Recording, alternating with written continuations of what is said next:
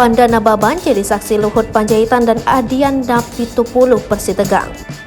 Politisi PDIP Pandana Baban bongkar kesaksiannya saat Menko Kemaritiman Luhut Panjaitan dan anggota DPR Adian Napitupulu bersitegang. Saat itu Pandana Baban diajak Luhut Panjaitan untuk menemaninya menemui Adian Panjaitan. Namun pertemuan antara Pandana Baban, Luhut Panjaitan dan Adian Napitupulu saat itu berakhir dengan tidak baik.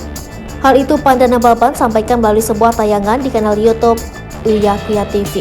Saat itu Uya Kuya tengah membahas topik soal Pandana Baban dan Adian Napitupulu yang diketahui pernah ditegur oleh Luhut Panjaitan karena dianggap mengganggu Presiden RI Jokowi. Dengan begitu, Pandana Baban pun tak mengelak dan langsung membeberkan peristiwa yang terjadi antara 1 atau 2 tahun yang lalu. Jadi, waktu itu saya ditelepon Luhut. "Kau temani dulu aku mau ketemu sama Adian," ucap Pandana Baban mengacu pada obrolannya dengan Luhut saat itu. Pandana Baban pun menanyakan apa maksud dan tujuan Luhut. Namun Luhut mengatakan bahwa dirinya hanya ingin ditemani ketika bertemu dengan Adian. Pandana Baban juga mengatakan bahwa titik pertemuan yang diinformasikan Luhut di Grand Melia lantai 5, tepatnya di kolam renang atas pilihan Adian agar bisa merokok. Pandana Baban menambahkan, pada pertemuan itu Luhut mengajarkan ia dan Adian cara bergaul dengan Jokowi. "Kalian terkesan sama saya tidak menghormati presiden. Menang kalian bebas, Mas. Kali aku Bapak Presiden yang terhormat," ujar Panda mengacu pada omongan Luhut saat itu. Hal itu mereka bahas dan simpulkan bahwa perihal bagaimana berkomunikasi dengan presiden adalah prinsip masing-masing.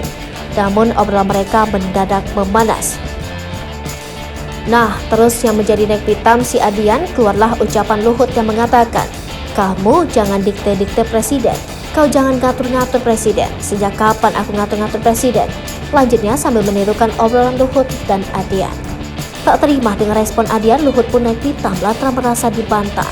"Jangan main-main kau ya, aku juga udah bisa habisin orang," kata Luhut. "Oh, aku nggak takut, aku udah biasa diancam, ancaman kematian pun sudah sering ku alami," kata Adian.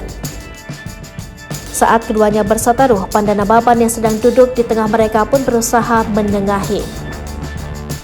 "Woi, ada apanya kalian berdua? Udah kayak kampungan kita ini," tegur Panda.